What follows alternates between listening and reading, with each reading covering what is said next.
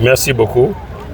En tant que parrain de Dabola pour le processus de recensement, nous avons effectué des rencontres et des déplacements.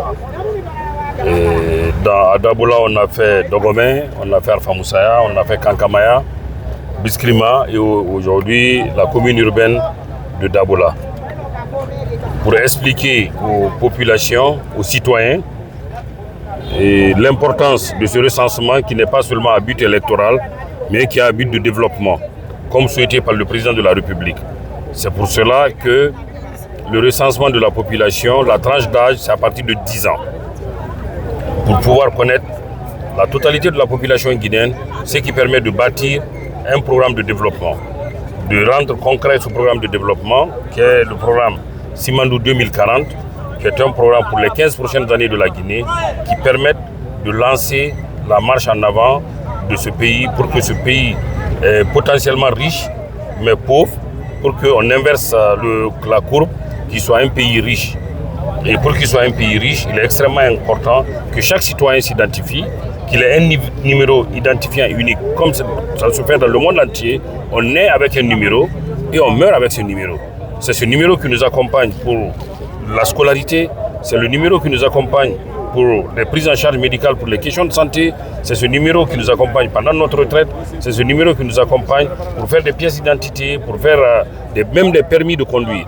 Il y a un numéro identifiant unique qui concerne chaque citoyen et qui va permettre au président de la République de bâtir, plutôt de mettre en œuvre ce programme Simandou 2040 qui comprend 5 piliers. Donc chacun des piliers tiendra compte de la population exacte de la Guinée. Si dans une préfecture donnée, je prends la commune urbaine de Dabola où l'objectif de recensement c'est 12 000, mais quand on connaît Dabola, on sait que la population de la commune urbaine dépasse largement les 12 000 personnes. Donc il est extrêmement important que la population de Dabola, de la commune urbaine, puisse se recenser afin que le nombre exact de la population puisse être reflété dans le système, dans la base de données, je veux dire. Parce que si la base de données n'est pas bonne, demain, s'il y a des projets de développement qui doivent venir, je prends un exemple concret, on a passé par la Covid-19 en 2001. Il y a des kits ou des vaccins à envoyer pour la population de Dabola. Si la population est sous-évaluée, on dit que la population de Dabola, c'est 20 000 personnes, c'est 20 000 kits et de vaccins qui vont être envoyés à Dabola. Et Kouroussa, si on dit Kouroussa, c'est 100 000, c'est 100 000 qui vont aller à Kouroussa. Et si on envoie les 20 000, alors que la population réelle de Dabola, c'est 80 000, donc ça crée un déficit en termes de disponibilité de vaccins.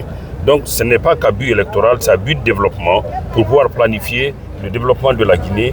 Et c'est la première fois qu'on va, à la fin de ce processus, depuis que la Guinée, qu'on sache exactement quelle est la population exacte de la Guinée, mais également quel est le nombre d'étrangers, pour des raisons de sécurité nationale, pour savoir comment et quel est le nombre de populations étrangères qui vivent sur notre sol, pour pouvoir mettre tout ça, agréger tout ça dans nos plans de développement économique pour les prochaines années.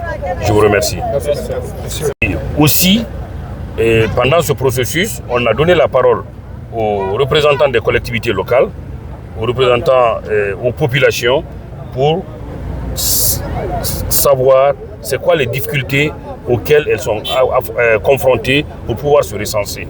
Mais c'est les mêmes difficultés qui remontent dans toutes les communes. Les informations ont été transmises au ministère de l'administration du territoire qui a déjà pris les dispositions sur l'instruction du président de la République pour que ces difficultés auxquelles les différentes communes, en tout cas que moi j'ai visité, sont confrontées, qu'on puisse trouver des solutions le plus rapidement possible quand on sait qu'il reste 25 jours avant la fin du processus de recensement qui est prévu s'achever le 30 mai. Donc il est extrêmement important que nous en tant que membres du gouvernement, le ministère en charge de ce sujet a pris toutes les dispositions avec le ministère de la Justice pour faciliter l'accès des populations aux actes de naissance et pour pouvoir faire les transcriptions dans les registres d'état civil afin que les populations puissent s'enrôler et sans aucune difficulté. Je vous remercie.